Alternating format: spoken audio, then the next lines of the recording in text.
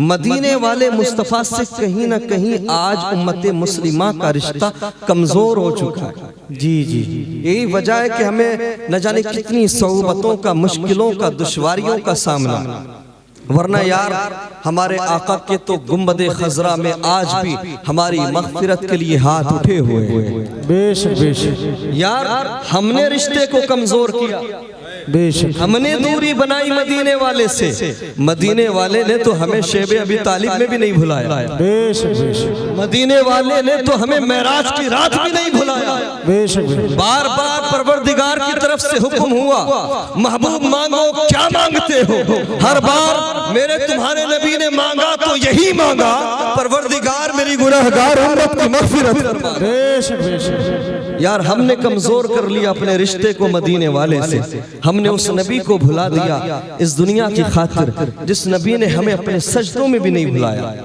اپنے رشتے کو مضبوط کرنے کی ضرورت ہے۔ ہمارے بڑے بھائی جناب سرفراز بھائی تشریف لا چکے ہیں، اور بڑوں کا سامنے ہونا بہت ضروری ہوتا ہے، بڑوں کی موجودگی۔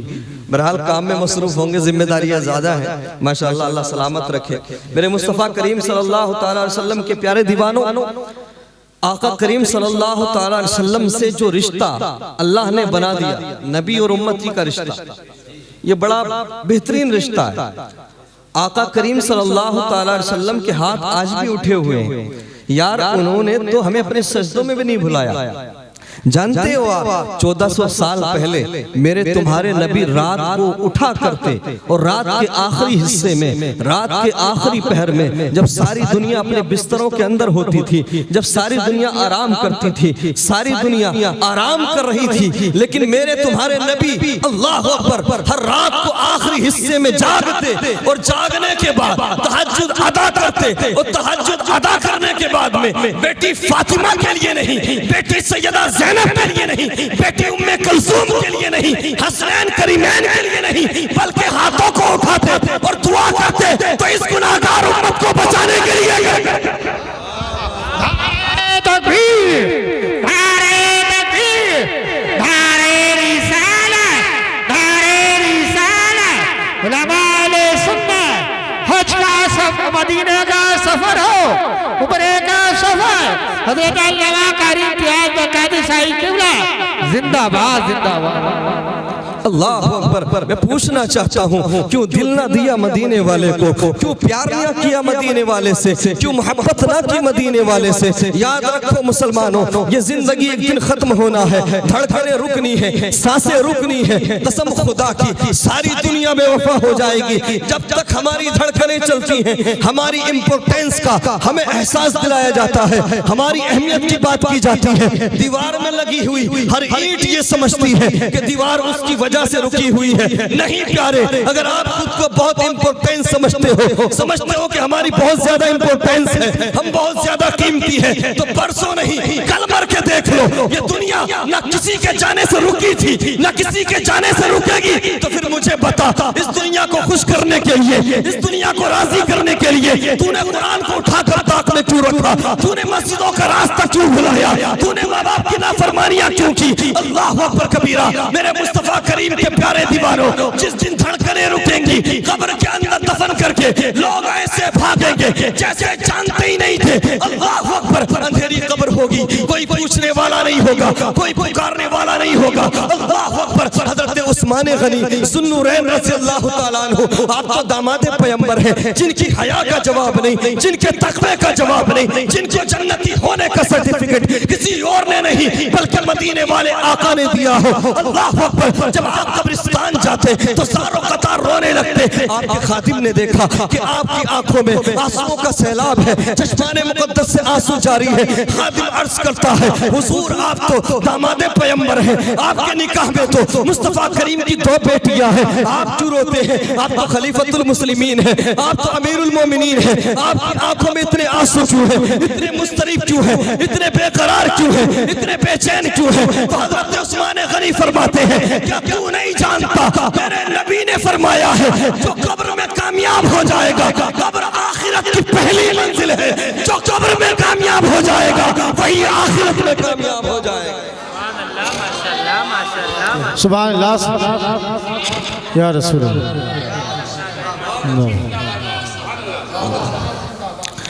اللہ اکبر. جس قبر کو دیکھ کر کے حضرت عثمان غنی کے آنسو نکلتے ہوں، آج اس قبر کو دیکھ کر کے اس قبرستان میں جا کر کے لوگوں کو ہم نے راجنیتی کی بات کرتے دیکھا ہے، ووٹوں کی بات کرتے دیکھا ہے، کاروبار کی بات کرتے دیکھا ہے، اپنے تعلقات کے بارے میں بات کرتے دیکھا ہے. مرنے کا معاملہ ہوتا ہے، جتنے قریبی تھے، جتنے رشتہ دار تھے، کوئی کہے گا مجھے ٹرین پکڑنا ہے، کوئی فلائٹ پکڑنے کی بات کرے گا، کوئی میٹنگ میں جانے کی بات کرے گا.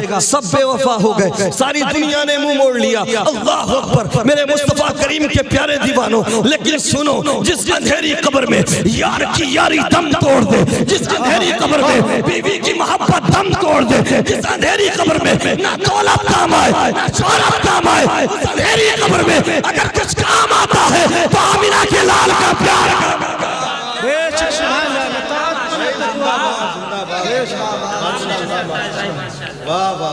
جہاں کوئی کام نہ آئے وہاں مدینے والے مصطفیٰ کا پیار کام آتا ہے. یہ جملے بہت پرانے ہیں بھیا، آج کل میرے مصطفیٰ کریم صلی اللہ تعالی علیہ وسلم کے پیارے دیوانوں، ایک بات یاد رکھیں، میں آپ سے کہنا چاہوں گا، قبر میں، حشر میں، ہر جگہ مصطفیٰ کریم کام آئیں گے. سمجھ رہے؟ ہر جگہ پیارے نبی کام آئیں گے. تو یار پیار کیوں نہیں کرتے مدینے والے سے؟ بس چند منٹ کی بات، اس کے بعد رخصت ہو جاؤں گا. اپنے رشتے کو مضبوط کیوں نہیں کرتے؟ کرنا چاہیے. اگر دھڑکنیں چل رہی ہیں، سانسیں چل رہی ہیں، تو ہمیں اپنے رشتے کو مضبوط بنانا چاہیے. صحیح مسلم شریف کی حدیث کا مفہوم آپ کے سامنے رکھوں گا. بس اسی کے ضمن میں جتنی دیر گفتگو ہو جائے اس کے بعد رخصت. حضرت مولانا امتیاز برکاتی صاحب قبلہ یہ خود میں ایک بہت اچھے خطیب ہیں، بہت اچھے اسپیکر ہیں، اور ماشاءاللہ جب لباس پہن کے جبہ وغیرہ لگا کے نکلتے ہیں تو پروفیسر لگتے ہیں. اللہ سلامت رکھے، ہے نا؟ ہمارے تو دوست ہیں، بھائی بھی ہیں، دوست بھی ہیں. بہت خوشی کی بات ہے، خوشی کا موقع ہے. اور ہم دونوں میں نے جانے کتنی بار بات ہو چکی، یار دونوں ساتھ ہی چلتے ہیں. لیکن کوئی بات نہیں، انشاءاللہ نیکسٹ ٹائم دیکھیں گے. اللہ نے چاہا تو کچھ معاملات تھے پاسپورٹ کو لے کر، اور میں سب کے لیے دعا کرتا ہوں اللہ تبارک و تعالیٰ سب کو مدینہ منورہ دکھائے، سب کو کعبۃ اللہ تک لے جائے. اللہ اکبر. میرے مصطفیٰ کریم صلی اللہ تعالی وسلم کے پیارے دیوانوں، ہم دعویٰ کرتے ہیں مدینے والے آقا سے محبت کا، ہم تو مدعی ہیں نا، لیکن آقا کو ہم سے کتنی محبت ہے؟ حدیث کا مفہوم آپ کے سامنے رکھ رہا ہوں. اللہ اکبر. شارٹلی بیان کروں گا، ڈیٹیل میں جانے کی ضرورت نہیں ہے. ہر نبی کو ایک ایک ضمانت والی دعا دی گئی. ویسے تو انبیاء کرام کی زبان کا یہ معاملہ کہ وہ اگر ہاتھوں کو اٹھا دے تو اللہ تبارک و تعالیٰ ان کی دعاؤں کو رد نہیں کرتا، لیکن پھر بھی اپنے انبیاء کے ناز اٹھانے کے لیے، اپنے نبیوں کو امتیاز بخشنے کے لیے پیارے نبی صلی اللہ تعالی علیہ وسلم کو بھی دعائیں دی گئی، اور ہر نبی کو ایک ایک دعا دی گئی. کون سی دعا؟ کہ جو بھی مانگو گے قبول کی جائے، جو مانگو گے ملے گا. اچھا نہیں کو اگر مل جائے تو کون سی موقع مل جائے؟ یہ تو یہی دعا مانگ لے گا کہ پورے ہندوستان کے جلسوں میں پہنچ جاؤں کسی صورت سے. پتہ نہیں بھیا سونگ لیتا ہے کیا ہو جاتا ہے، اللہ بہتر جانے. چلو خیر، اللہ جزائے خیر دے. بہت خطرناک معاملہ ہے. میرے مصطفیٰ کریم صلی اللہ تعالی علیہ وسلم کے پیارے دیوانوں، ہر نبی کو ایک ایک دعا ملی. حضرت ابراہیم علیہ السلام نے ہاتھوں کو اٹھایا، عرض کیا پروردگار میری نسل میں انبیاء اور رسولوں کو بھیج دے. اے ہائے، اللہ نے قبول کر لی. حضرت سلیمان علیہ السلام کو ایک دعا ملی ضمانت والی، ہاتھوں کو اٹھایا، پروردگار مجھے ایسی بادشاہت عطا کر دے کہ میری طرح کسی کی بادشاہت نہ ہو. اللہ نے قبول کر لی. حضرت سلیمان علیہ السلام کی بادشاہت صرف انسانوں پر نہیں تھی، انسانوں کے ساتھ ساتھ چرندوں پرند بلکہ جنات پر بھی تھی. اللہ اکبر. قبول کی. حضرت نوح علیہ السلام کو ملی، ہاتھوں کو اٹھایا، کفار و مشرکین سے نجات کی دعا مانگی، طوفان نوح آ گیا. ہر نبی کو ایک ایک دعا ملی. میں بات کمپیریزن کی نہیں کر رہا، میں بات مقابلے کی نہیں کر رہا، بات میں کر رہا ہوں محبت کی، امت سے پیار کی، اوروں کو ملی، کسی نے نسل کے لیے، کسی نے بادشاہت کے لیے، اور تیرے میرے نبی کو ایک دعا نہیں بلکہ 3 دعائیں ملی۔ اللہ اکبر، سبحان اللہ سبحان اللہ زندہ باد۔ ہر نبی کو ایک ایک دعا ملی، اللہ اکبر، اور تیرے میرے نبی کو 3 دعائیں ملی، اللہ اکبر۔ اللہ نے موقع دیا تھا، محبوب تمہیں 3 ضمانت والی دعائیں دیتا ہوں، جو بھی مانگو گے قبول کی جائیں گی۔ موقع تھا پیارے نبی کے پاس، موقع تھا، ہاتھوں کو اٹھا دیتے، عرض کرتے پروردگار میدان کربلا میں میرے بیٹے حسین کو 3 دن تک بھوکا رکھا جائے گا، 3 دن تک پیاسا رکھا جائے گا، علی اکبر کی جوانی کو ٹارگیٹ کیا جائے گا، علی اصغر کے حلق میں تیر مارا جائے گا، قاسم بن حسن کے شباب کو لوٹا جائے گا، عباس علمدار کے بازوؤں کو کاٹا جائے گا۔ پروردگار میرے حسین کو تکلیف کا سامنا ہوگا، میں دعا کرتا ہوں کہ میرے حسین کو کربلا کی پریشانی سے بچا لے۔ قسم خدا کی اگر محبوب ہاتھوں کو اٹھا دیتے تو کربلا واقع نہیں ہوتا۔ واہ واہ واہ، زندہ باد زندہ باد، بہت ہی تیز، زندہ باد، سبحان اللہ۔ نعرہ تکبیر، نعرہ رسالت، زندہ باد۔ موقع تو تھا نا، پتا تھا میرے نبی کو، جانتے ہو بچپن میں ہی آقا کریم بار بار امام علی مقام کی پیشانی کو بھی چومتے تھے، گلوئے حسین کو بھی چومتے تھے، اور آپ نے تو اپنا بیٹا قربان کر دیا تھا حضرت ابراہیم کو، حضرت امام علی مقام کو بچانے کے لیے۔ تو آپ تو جانتے تھے کربلا میں کیا ہونے والا ہے، ہاتھوں کو اٹھا لیتے۔ 3 دعائیں ملی تھی، چلو ان میں سے ایک دعا اپنے بیٹے کے لیے، نواسے کے لیے مانگ لیتے، یا اپنے بیٹے حضرت ابراہیم کے لیے مانگ لیتے، یا بیٹی سیدہ فاطمہ کے لیے مانگ لیتے، جو وہ سیدہ فاطمہ جنہوں نے کئی دن تک بھوکے رہ کر، پیاسے رہ کر لگاتار روزے رکھے، اللہ اکبر، وہ جنہوں نے بھوک کے ایام میں سوکھے پتے تک کھائے، ان کے لیے ہاتھوں کو اٹھا دیتے، دعا مانگ لیتے۔ لیکن نہیں گناہگاروں، نہیں سیاکاروں، نہیں خطا کاروں، میرے تمہارے نبی کو جو دعائیں ملی تھی، میرے تمہارے نبی نے ہاتھوں کو اٹھایا اور پہلی دعا مانگی تو اپنی بیٹی کے لیے نہیں، اپنے بیٹے کے لیے نہیں، نواسے کے لیے نہیں، حسین کے لیے نہیں، بلکہ ہاتھوں کو اٹھایا اور اٹھانے کے بعد عرض کیا اللہم اغفر لی امتی، پروردگار میری گناہگار امت کی مغفرت فرما دے۔ واہ واہ، زندہ باد زندہ باد، بہت اچھی، کیا بات ہے، زندہ باد زندہ باد۔ ذرا دیکھیں کتنا پیار ہے مدینے والے کو، ہاتھوں کو اٹھایا، عرض کیا پروردگار اللہم اغفر لی امتی، میری گناہگار امت کی مغفرت فرما دے۔ اچھا اب آپ سوچیں گے، سوال بنتا ہے بھئی چلو 3 دعائیں تھی، ایک مانگ لی، اب دوسری اپنے گھر والوں کے لیے مانگ لیتے۔ آئے میں کیا بیان کرنے لگا ہوں، میں کیا عرض کرنے لگا ہوں، 3 میں سے ایک امت کے لیے مانگ لی، دوسری حسنین کریمین کے لیے مانگ لیتے۔ امام حسن رضی اللہ تعالیٰ عنہ کو زہر دیا گیا، ان کے لیے مانگ لیتے۔ شیب ابی طالب میں جو 2.5 سال تک ہاؤس ارسٹڈ زندگی گزاری، ان ایام کے لیے مانگ لیتے۔ اللہ اکبر، لیکن نہیں پیارے، میرے تمہارے نبی نے پھر سے ہاتھوں کو اٹھایا اور عرض کیا پروردگار، ذرا محبت سے اور عقیدت سے بولیں، رشتہ ہماری طرف سے رشتہ کمزور ہو چکا، مدینے والے کی طرف سے رشتہ کمزور نہیں ہوا۔ اللہ اکبر، دوسری دعا مانگنے کے لیے ہاتھوں کو اٹھایا، دوسری دعا بھی بیٹی فاطمہ کے لیے نہیں، بیٹے حسین کے لیے نہیں، حسنین کریمین کے لیے نہیں، اپنے گھر والوں کے لیے نہیں، اپنی مشکلات کے لیے نہیں، بلکہ پھر سے ہاتھوں کو اٹھایا اور پھر سے یہی دعا کی اللہم اغفر لی امتی، پروردگار میری گناہگار امت کی مغفرت فرما دے۔ علماء کرام کلام کرتے ہیں کہ پہلی جو دعا مانگی گئی وہ امت کے کبائر گناہوں کی مغفرت کے لیے، اور جو دوسری دعا مانگی پر پیارے نبی نے وہ امت کے صغائر گناہوں سے مغفرت کے لیے۔ اب بھی نہیں بولو گے سبحان اللہ؟ ہائے ہائے، یہ پیار ہے مدینے والے کا ہم سے، یہ محبت ہے ان کی ہم سے۔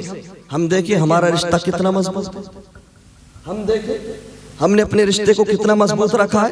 اب تیسری دعا رہ گئی، اللہ اکبر. اب سوچیں گے سوال بنتا ہے یار تیسری تو ضرور گھر والوں کے لیے مانگی, تیسری تو ضرور حسنین کریمین کے لیے مانگی ہوگی, تیسری تو ضرور اپنے خاندان والوں کے لیے مانگی ہوگی. یار پیارے نبی نے اپنے شکم پر پتھر باندھے, کئی کئی دن کا فاقہ کیا, نہ جانے کتنی صعوبتوں کا مشکلات کا سامنا کیا, لیکن تیسری دعا کی جب بات آئی تو میرے نبی فرماتے ہیں صحابہ اکرام سے, اے میرے صحابہ سنو. صحابہ نے عرض کیا یا رسول اللہ یہ جو تیسری دعا ہے اس کا کیا کریں گے؟ علماء کی توجہ چاہوں گا, دعائیں چاہیے. اللہ اکبر. میرے نبی فرماتے ہیں میرے صحابہ سنو, تیسری دعا میں نے آخرت کے لیے مؤخر کر لی ہے. آقا نے فرمایا یہ جو تیسری دعا ہے یہ موسیٰ اور ان کی امت کو بچانے کے لیے, عیسیٰ علیہ السلام کی امت کو بچانے کے لیے, ابراہیم علیہ السلام کی امت کو بچانے کے لیے. کیا مطلب؟ میرا نبی صرف اس امت کا نبی نہیں ہے بلکہ ساری امتوں کا نبی ہے, اور صرف امتوں کا نہیں بلکہ نبیوں کا نبی. بابا بابا زندہ باد زندہ باد. اوہ کیا بات ہے, زندہ باد زندہ باد. اللہ اکبر. میرے مصطفیٰ کریم صلی اللہ تعالی وسلم کے پیارے دیوانوں, آقا کریم نے تیسری دعا مؤخر کر لی آخرت کے لیے, اپنی امت کو بچانے کے ساتھ ساتھ دوسرے انبیاء کی امتوں کو بچانے کے لیے. اچھا ایک میں بات کروں گا, میں کوشش کروں گا, ہمت کروں گا, اپنوں میں بات کرنا بڑا مشکل ہوتا ہے بھائی, یہ بھی ایک چیز ہے. ہاں اللہ اکبر. ہاں کیوں بچا کے رکھی تیسری دعا؟ میدان محشر میں بھی تو کوئی حوض کوثر پہ پکارے گا, کوئی میزان عمل پہ پکارے گا, کوئی جہنم کی طرف جاتے ہوئے پکارے گا. یار تین دعائیں ملی تھی, تینوں کی تین امت کو بچانے کے لیے آقا نے مانگ لی, تینوں کی تین دعائیں امت پہ قربان کر دی. پھر میں پوچھنا چاہتا ہوں پیار کیوں نہیں کرتے مدینے والے سے, کیوں محبت نہیں کرتے مدینے والے سے؟ مجھے بتاؤ کیا اس پوری کائنات میں کوئی ایسا ہے جس کا کردار میرے نبی سے زیادہ پیارا ہو, جس کا اخلاق میرے نبی سے اچھا ہو؟ کیا اس پوری کائنات میں کوئی ایسا ہے جس کا مکھڑا میرے نبی سے زیادہ حسین ہو؟ ارے میرے نبی کے حسن کا تو یہ عالم ہے کہ حسن یوسف پہ کٹی مصر میں انگشت زنا سر کٹاتے ہیں تیرے نام پہ مردانے. اوہ کیا بات ہے, زندہ باد. جو پیار نہیں کرتے مدینے والے سے, بات رہ گئی ادھوری, کمپلیٹ کروں. تیسری دعا بچا کر رکھی, سمجھ رہے ہیں آپ, تیسری دعا بچا کر رکھی. اب ایک سوال بنتا ہے, علامہ امتیاز صاحب قبلہ جو دوسرے نبی ہیں انہیں بھی اپنی امتوں سے پیار تھا, انہیں بھی پتا تھا کہ محشر کے میدان میں کیا ہوگا, وہ بھی جانتے تھے قیامت کی ہولناکیوں کے بارے میں. انہوں نے دعا بچا کر نہیں رکھی, ایک ایک دعا ملی تھی, ایک ایک دعا ملی تھی, ایک ہی ملی تھی, وہ بھی دنیا میں مانگ لی. اپنی امتوں کو بچانے کے لیے دعا بچا کر نہیں رکھی. انبیاء کرام نے دعا بچا کر کیوں نہیں رکھی؟ تو عالم تصور میں جواب ملے گا انبیاء کی طرف سے. سرتاج رضوی سن, ارے وہ جو آخری نبی آنے والے ہیں جن کی خوشخبری سارے نبی سنا رہے ہیں, ارے جب وہ اپنی امت کو محشر کے میدان میں بچائیں گے تو جہاں وہ اپنی امت کو بچائیں گے ہماری امتوں کو بھی بچا لیں گے. نعرہ تکبیر, نعرہ رسالت, نعرہ غوثیہ, عمرے کا سفر ہو, حضرت علامہ سرتاج جوانی صاحب قبلہ زندہ باد. اللہ اکبر. میرے مصطفیٰ کریم صلی اللہ تعالی وسلم کے پیارے دیوانوں, تیسری دعا آقا کریم نے وہ بھی ہمارے لیے قربان کر دی. اللہ اکبر. اب ذرا سنیں, بریلی کے قلندر اعلیٰ حضرت امام احمد رضا خان, بے شک بہت خوب بہت خوب. امام احمد رضا خان بڑا خوبصورت تخیل باندھتے ہیں. جی بے ایک ایک دعا ملی, جی جی جی جی سننے کی بات ہے, دیکھو محبت سے سن لو, جی بے شک سر سے لے کر پیر تک کان بن جاؤ, بس 2-4 منٹ کی بات ہو رہی ہے. بے شک بے شک. اعلیٰ حضرت امام احمد رضا خان نے بڑا خوبصورت تخیل باندھا. جی دیکھا کہ انبیاء کرام کو ایک ایک دعا ملی تھی, جی حضرت ابراہیم, حضرت موسیٰ, حضرت عیسیٰ, حضرت آدم، حضرت نوح، حضرت یعقوب، حضرت یوسف، حضرت یونس، سب کو ایک دعا ملی، جی بے شک انہوں نے بچا کر نہیں رکھی۔ یہ سوچ لیا کہ چلو لجپال آئے گا، بے شک لاج ہے ہماری، وہ لجپال آئے گا جہاں اپنی امت کو بچائے گا وہاں ہماری امت کی بھی لاج رکھے گا۔ جی انہیں بھی پتا تھا کیا ہوگا، بے شک بے شک پیار وہ بھی کرتے تھے لیکن بچا کر نہیں رکھی۔ آقا کریم کی شفاعت پر آئے ہائے یقین دے، بے شک اعلیٰ حضرت کی تمنا، امام احمد رضا خان تمنا کرتے ہیں، میری آرزو ہے کہ میں دنیا میں تمام نبیوں سے ملاقات کروں۔ مجھے اچھا خاصا نزلہ ہے، میں پھر بھی کوشش کر رہا ہوں، ذرا محبت سے بولیں سبحان اللہ۔ سبحان اللہ۔ میری آرزو ہے، تمنا ہے کہ میں دنیا میں تمام نبیوں سے ملوں، لیکن احمد رضا دنیا میں انبیاء سے ملاقات کرنا ممکن تو نہیں۔ بے شک اعلیٰ حضرت امام احمد رضا خان کی آرزو کیا ہے کہ انبیاء سے ملاقات ہو جائے، لیکن دنیا میں ملاقات ممکن تو نہیں۔ بے شک چلو دنیا میں نہ صحیح، دیکھیں ذرا تخیل دیکھیں، دنیا میں نہ صحیح، آخرت میں جب سارے نبی ہوں گے اور نبیوں کے نبی مصطفیٰ کریم بھی ہوں گے، بے شک بے شک تب میں آقا کریم کے سامنے سارے نبیوں سے ایک سوال کروں گا، انبیاء سے کروں عرض کیوں مالکو، واہ بھائی واہ، انبیاء سے کروں عرض کیوں مالکو، انبیاء سے کروں عرض کیوں مالکو، انبیاء سے کروں عرض کیوں مالکو، کیا نبی ہے ہمارا تمہارا نبی، ارے یہ جو ہمارے نبی ہے کیا تمہارے بھی یہی نبی؟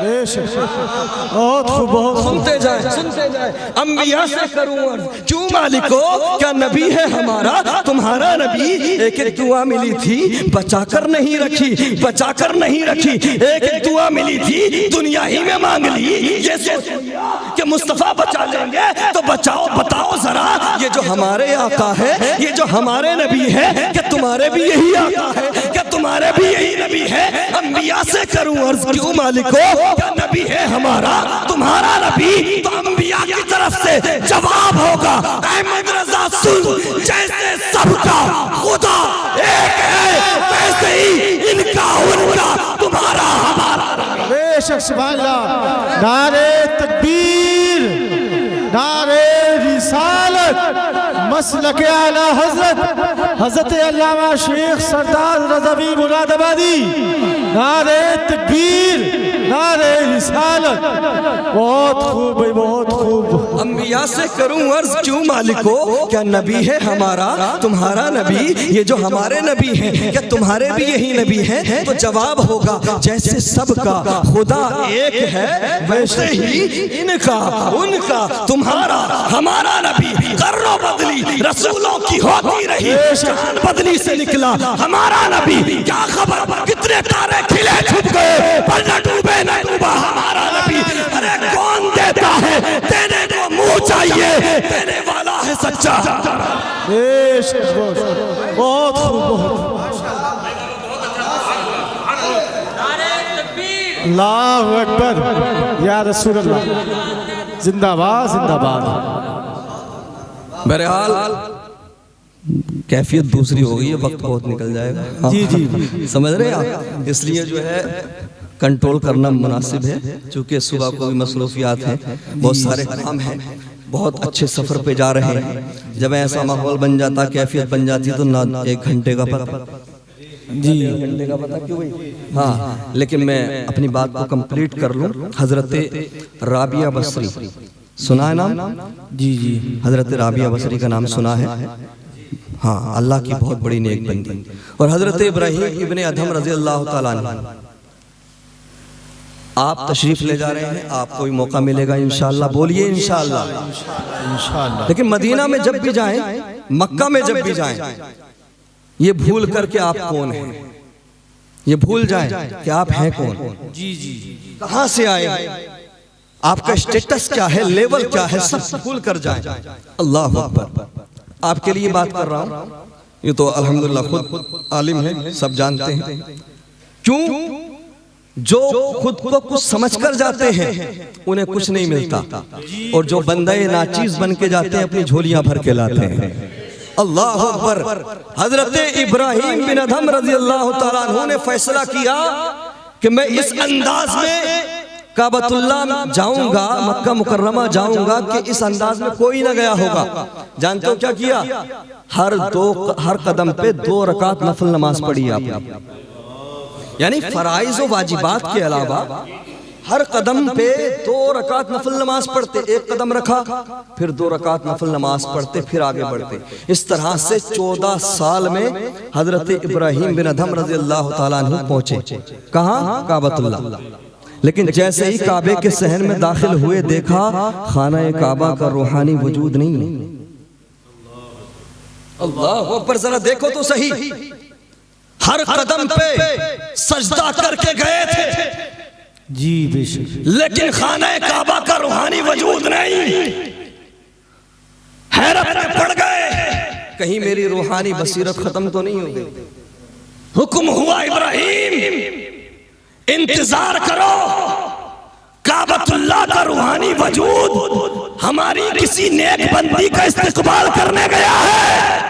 بے شک. حیرت میں پڑ گئے، یار کیا مجھ سے بھی الگ انداز میں، کیا مجھ سے بھی اعلیٰ عبادت و ریاضت لے کر کوئی آیا ہے؟ یار میں تو ہر قدم پہ سجدہ کر کے آیا ہوں. بے شک. میرے استقبال کے لیے کعبہ نہیں، کسی اور کے لیے استقبال کے لیے گیا. اللہ اکبر. عرض کیا، تجسس بڑھتا گیا، آگے بڑھے. اللہ اکبر. دیکھا کہ ایک بوڑھی خاتون ضعیفہ لاٹھی کے سہارے چلتی ہوئی آ رہی ہے، جن کو دنیا حضرت رابعہ بصری کہتے. ذرا محبت سے بولو یار سبحان اللہ. جیسے ہی حضرت رابعہ کو دیکھا حضرت ابراہیم بن ادھم نے فرمایا، اے رابعہ تم نے کیا کیا ہے؟ سارا نظام درہم برہم کر دیا. کیا کس انداز میں آئی ہو، کیا کر کے آئی ہو کہ کعبۃ اللہ کا روحانی وجود تمہارے استقبال کے لیے گیا؟ کعبۃ اللہ نے اپنی جگہ چھوڑی. بتاؤ تو ذرا کیا کر کے آئی ہو؟ تو حضرت رابعہ فرماتی ہیں، ارے ابراہیم درم برم نظام تو آپ نے کیا ہے، خلولی تو آپ نے مچا رکھی ہے. 14 سال سے تمام اللہ کے نیک بندوں میں، عاشقان حق میں ایک ہنگامہ ہے کہ ہر قدم پہ تم سجدہ کر کے آئے. اللہ اکبر. لیکن حضرت ابراہیم بن ادھم کہتے ہیں، اے رابعہ ذرا یہ تو بتاؤ، میں تو ہر قدم پہ سجدہ کر کے آیا ہوں، فرائض و واجبات کے ساتھ ساتھ میں نے ہر قدم پہ 2 رکعت نفل نماز پڑھی ہے، لیکن میرے استقبال کے لیے کعبے کا روحانی وجود نہیں تھا. لیکن مجھے بتاؤ تم نے کون سا کام کیا ہے، تم کیا کر کے آئی ہو؟ تو حضرت رابعہ فرماتی ہے، میں نے ہر قدم پہ سجدہ نہیں کیا، بلکہ میں نے عاجزین کی ساری کو اپنی سواری بنا. بابا سبحان اللہ. یعنی تواضع کو، عاجزی کو، انکساری کو اپنی سواری بنا. یعنی جب میں چلی تو اللہ کی ایک ایسی بندی جس نے سوچا کہ میں کچھ نہیں، میری کوئی حیثیت نہیں، میری کوئی اوقات نہیں. اللہ اکبر. سب کچھ پروردگار تیرے رحم و کرم پر ہے، تیرے فضل پر ہے. تو ذرا غور کریں، 14 سال کی نفل عبادت پر عاجزی انکساری، رب کی بارگاہ میں تواضع، عجز، بندہ ناچیز بن کر جانا، کچھ نہ سمجھنا، یہ چیز بھاری پڑ گئی. تو جب بھی زندگی میں موقع ملے، آج کل دیکھا جاتا ہے نا مفتی عثمان صاحب، کچھ لوگ تو 2 قطرے آنسوؤں کے مدینے میں جا کے بہاتے ہیں. جی جی ہے نا یار، نکلنے بھی چاہیے آنسو، ہے نا. کچھ لوگ ہوتے ہیں اللہ ماشاءاللہ 2-4 قطرے وہاں بہا دیتے ہیں تو وہ بھی کیمرے پہ دکھاتے ہیں. بڑا خطرناک دور ہے، ایسا ہے کہ نہیں؟ اس لیے وہاں جائیں، اللہ ہمیں اور آپ کو سب کو لے جائے. آمین دنیا بھول کر جائے، آمین. تمام چیزوں کو بھول کر جائیں اور اپنے تمام معاملات مصطفیٰ کریم کے حوالے کر کے جائیں. انشاءاللہ جب آپ آئیں گے تو مصطفیٰ کریم صلی اللہ علیہ وسلم کی دعائیں بھی لے کر آئیں گے اور مدینے کا نور بھی لے کر آئیں گے. اور جس کے لیے مصطفیٰ کریم ہاتھوں کو اٹھا دے، دعائیں کر دے، ساری دنیا بھی اس کو مل کر گرانا چاہے، دنیا کی کوئی طاقت اس کو گرا نہیں سکتی ہے. اس لیے حاصل کلام یہ کہ مصطفیٰ کریم صلی اللہ علیہ وسلم کی بارگاہ میں جائیں، یا مسجد ہے آپ کے محلے میں، وہاں جائیں، کعبۃ اللہ کے ساتھ ساتھ مسجد بھی اللہ کا گھر ہے، جب مسجد میں بھی جائیں تو بندہ ناچیز بن کے جائیں، سبحان اللہ. بالکل گیٹ پہ بھول جائیں کہ آپ منسٹر ہیں، چیف منسٹر ہیں، نیتا ہیں، پردھان ہیں، عالم ہیں، فاضل ہیں، مفتی ہیں، جو بھی ہیں سب بھول جائیں، ڈاکٹر ہیں، انجینئر ہیں. جب مسجد میں داخل ہو بندہ ناچیز بن کے داخل ہو اور اللہ کے خوف کو دل میں بسا کر اس کی بارگاہ میں چند قطرے آنسوؤں کے بہا کر دیکھیں، انشاءاللہ دنیا میں بھی اور آخرت میں بھی کامیابی ملے گی. بہرحال وقت کافی ہو چکا. جو میں نے آیت پڑھی تھی اس کے تعلق سے اگر بات کروں گا تو بات بہت لمبی نکل جائے گی. بس اتنا سن لیجئے، آقا کریم صلی اللہ علیہ وسلم کے لیے حکم ہے کہ قرآن کی آیت ہے، اے محبوب وہ لوگ جو اپنی جانوں پر ظلم کر بیٹھے وہ آپ کی بارگاہ میں آ جائیں، توبہ کریں اللہ سے، اور محبوب بھی ان کی مغفرت کی دعا کریں. تو اللہ مہربان ہے، توبہ قبول کرنے والا ہے. اللہ اکبر. یعنی ہم اپنی جانوں پر ظلم کر لیں، ہم خطائیں کر لیں، گناہ کر لیں، دنیا میں خود کو ڈبو لیں، دنیا کی رنگینیوں میں محو ہو جائیں، تو مصطفیٰ کریم کا آستانہ، مصطفیٰ کریم کی بارگاہ. کوئی وہابی دیوبندی یہ کہہ سکتا ہے کہ یہ صاحب مصطفیٰ کریم کی حیات کے لیے تھی، تو حدیث پاک دے رہا ہوں. اللہ اکبر. ایک اعرابی نے اس آیت کو سنا، اس آیت کو سننے کے بعد دوڑ لگا دی مدینے کی طرف، لیکن جیسے ہی مدینے کی وادیوں میں پہنچا،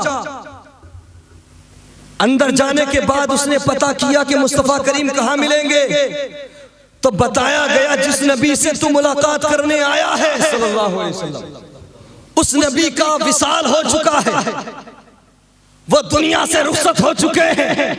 جب اتنا سنا تو اس کی بے قراری بڑھ جاتی ہے، اضطراب بڑھ جاتا ہے، دوڑ لگا دیتا ہے مصطفیٰ کریم کی قبر کی طرف.